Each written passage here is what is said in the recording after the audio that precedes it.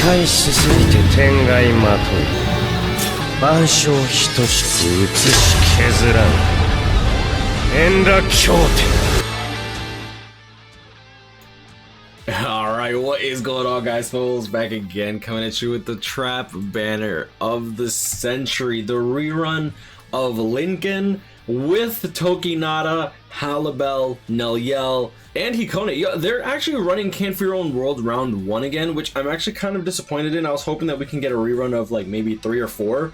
Oh no, we did get Stark earlier this year already. Dang, dude, that's crazy. Anyways, so shout out to my boy Hikone for actually putting out this information. Also, make sure to check out his YouTube channel as usual. And yeah, let's just get right into it. I am happy to announce that this Cfyow World banner is in fact actually pretty good. We actually have some really good value here. So I'm just gonna quickly go over the characters. And yeah, I mean, overall, this is a huge trap right before end of the month. And yeah, so Tokinada's rerun banner with Lincoln Park, as well as, oh, oops, let me move my headset. I was like eating, that's why I don't have my camera on. Alright, going into the characters, I do want to go over these characters now that we actually have the new upgrade function. With the custom skills, I feel like a lot of these characters are going to have a lot more value to bring to the table, right? So characters like Hikone, he does have Soul Reaper Killer with Sprinter +2, and he already has a built-in long stride. I do think that damage to weaken enemies, full stamina damage boost, weaken defense, these skills, if you have this character like Max Transcended, will be probably one of the best characters in the entire game. Even without having something along the lines of Havoc 20%. I do think Havoc is obviously very strong, but long stride and Sprinter +2 with standard lunge for strong attack, the 800 circular AoE, second strong attack, and then on top of that you also have the standard full screen third. This character is still really good. I think he was made to last very well, and fortunately with this 2020 function, like even just getting him to 15 for maybe full stamina damage boost just so that he deals even more damage would just make him, it just makes him pretty bonkers. Now I will say that Grimmjow, unfortunately, still to this day, even with the new function, isn't really going to be OP. If he had Havoc 20%, I think he would definitely be up there, but since Caleb didn't add that, I don't really want to talk about him too much. Overall, he is an okay unit, like going into here. First strong attack, 40% range collision attack. This is the pushback attack, which is okay. He does have lacerate on it. Second strong attack, AoE distant, 600 radius AoE circle in front. Obviously much, what was that, 25% smaller than the 800, right? So that's a bit iffy. And then 700 to 900 AoE distant charge, third strong attack. It's okay. Like, I just wish he had a little bit more range to him. He would definitely be more valuable. Now this character Neliel, I think, has been brought back with this function just because her nad string is a very, she pretty much, whenever she does her nad string, each normal attack hit she does a lunge with, right? She has like a flash step built into her nad string, and she has a 4-hit nad string. Essentially, you are doing like 4 flash steps with damage built into them, and you actually can dodge with that attack as well, which is really cool. Obviously, you're not going to be as protected as a flash step, but like the fact that you can like pretty much just fly through stages, I think that this character has definitely been brought back. Now you have Bruiser 80%, weakening on everything, a walking vortex on her second strong attack, a group up mechanic with the third strong attack. This is going to be the vacuum into explosion, right? AoE distant 1000 radius into an AoE 675 radius. Very good strong attack. And then yeah, I mean, overall she's so good. Standard lunge for strong attack if you need a guard break. But like, since she does have an Arankar killer in something like Inheritance Trial, I feel like she might actually be a really good unit, which is kind of hard to say for a lot of NAD units in Inheritance Trials. Right now, like, everyone's trying to figure out a way to auto with like Masaki, Tokinada, Ginjo, as well as, you know, like just trying to get these good range NAD characters. I feel like Neliel might actually be one of the few characters that is going to be really good as a NAD character. Now obviously we're gonna have to wait to test it out and all that, but the fact that she does have the walking vortex, if you have like 4 Nels and you just like set them all, like unleash the beast. Like I feel like it could work. Now I might just be like theory crafting, but I mean it is what it is. The fact that you can actually have the bruiser 80%, then just add like full stamina damage boost into damage to weaken enemies, or even something like hidden enemies. She does have poise with hidden enemies and full stamina damage boost. She will fly through a lot of these stages. I do think that having her with like a gold chappy holobait, she'll deal not only so much damage, but that should trigger the that should finish off the little amount of HP you leave on the big enemies. And I'm actually really excited to see how this Nel performs. All right, next on the list, let's go with Halibel. Halibel, really good character. I feel like she's slowly falling off, only in the regards that she doesn't have any status elements. The Berserker 40%, Devastation 60% is still very strong. Enhancer plus 10 seconds. She is a team booster with a barrier built into the second strong attack. I feel like that really is her bread and butter. Frenzy, Havoc 20%, Sprinter plus 1, Freeze immunity, strong attack recharge. Now she is an Arankar killer, so she has a lot of competition in Arankar killer from characters like Lincoln. Well, Lincoln's not really competition, but characters like Stark, TLA Soifon, as well as there's one more Arankar killer. There's one more Arankar killer that I'm thinking of, but I can't really. Let me click it up. It's gonna bug me if I don't look it up low-key. Okay, here we go. Nini, duh. Alright, yeah, so Nini, Cayenne, but mainly Stark, TLA Soifon, and Halibel are definitely like go-to characters. I think that Halibel is going to be really good for Inheritance Trial when she gets Killer. I feel like she doesn't do enough in this Inheritance Trial for me to merit getting her to 2020 now. But hey, who knows? I think that she'll be an excellent character in that regard, and she hits like a beast. Alright, going into Tokinada, probably my favorite character in this entire banner, and probably the main prize when it comes to the banner. You'll also notice that in the actual image, like Tokinada's put in first without the rest of his banner, so it's like Caleb knows that these are going to be the valuable units, right? Like you have Hikone, he's the best in his original banner. Kenpachi, he's the most, I don't want to say the best in his banner, but he's the most valuable in his banner. And of course, Tokinada, absolute beast, 45% bruiser built into the character with his normal attack damage, 25% link. He does have a berserker of 50%. He can be built hybrid, which is really weird for a lot of characters, but he does have a boost built into the character with a transformation mechanic which resets his cooldowns. He has guard break, flurry, paralysis immunity, and sprinter plus 1. My 2020 Tokinada is currently sitting with full stamina damage boost as well as weakened defense, specifically for Guild Quest epic raids. I'm hoping that that comes in very handy. And the fact that his transformation mechanic comes in and he has Soul Reaper Killer, I think that he's still one of the best units in the game despite coming out at I mean, his banner is really old now, right? Like if I go into like his original banner, December 22nd, 2019. Was that the total banners 5? Yeah. So like, despite coming out in like, right. This was the droplet banner. Oh, dude, droplet banners. I forgot how crazy that was. Yeah. So back in the day, we would actually have droplet banners where if you did a multi, you would get 20 of each droplet. It was dog crap, and then the rates were horrible. So yeah, they came out in November. End of the month, November 2019, so he definitely stood the test of time. He's still an excellent unit, and he's still one of my favorite units to play with. His transformation mechanic also grants him some more status ailments to his first strong attack and third. It also changes the animations for his strong attacks, which is really cool. But yeah, I mean, overall, Tokinada I think is going to be the main prize for a lot of people. I just feel bad for my boy Gamerlord. Good luck. Good luck, my boy. Alright, and of course Baragon, he's a good character. He has a built-in last ditch, which is kind of interesting. Weaken immunity, sprinter plus 1, frenzy, debilitator plus 5 seconds, berserker 20%. He hits hard.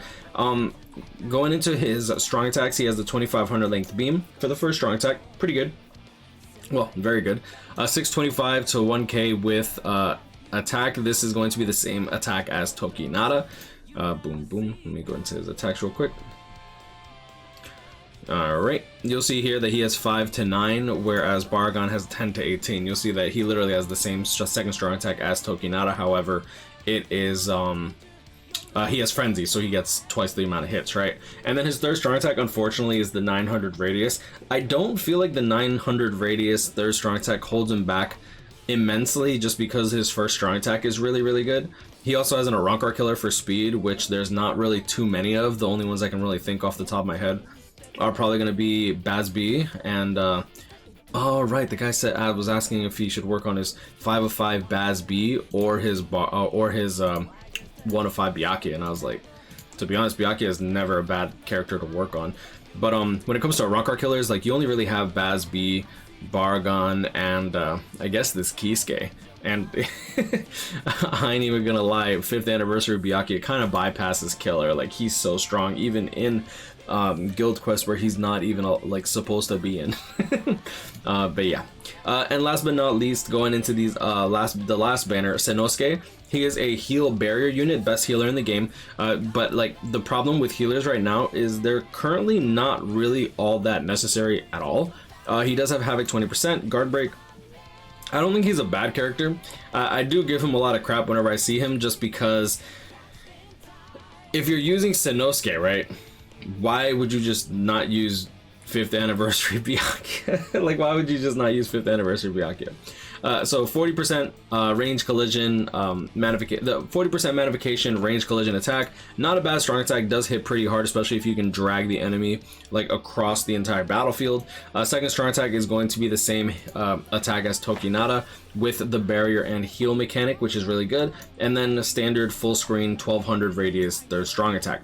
Overall, not a bad character. I just wish that K-Lab gave more reason to actually make use of healers. As of right now, everything, like, my big problem when it comes to K-Lab is instead of giving us chip damage where healers might actually be somewhat useful, K-Lab decides to opt for one-hit kill mechanics instead. So even though the barrier, in my opinion, does help, the fact that we only get one barrier to your allies just kind of...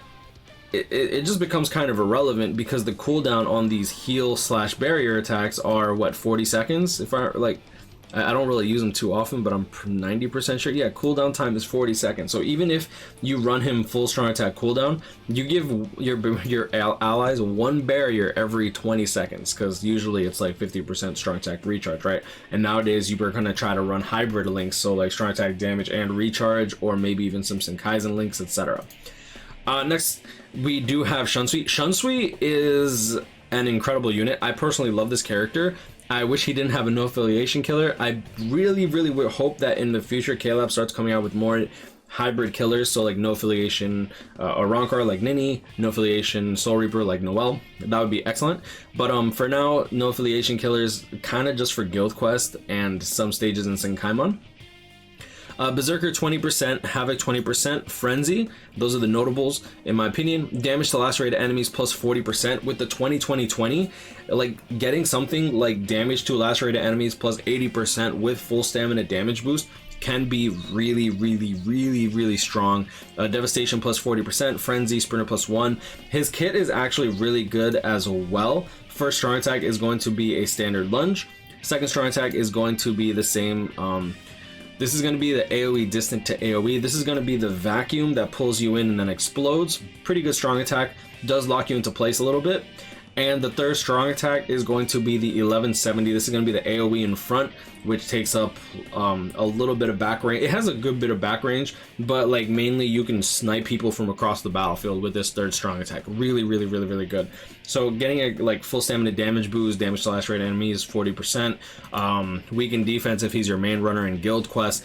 Overall, this character I think is going to be really good, and if you actually play with this character in regular PvE content, stuff like long stride and damage to last rate enemies 40 or full stamina damage boost are going to be really, really good on him. Skills that I would probably put on Baragon is probably going to be damage to weaken enemy. Actually, you know what? Like full stamina damage boost, just so that you can get more raw damage than long stride or weaken defense if you want to use him as a tactical nuke for guild quest.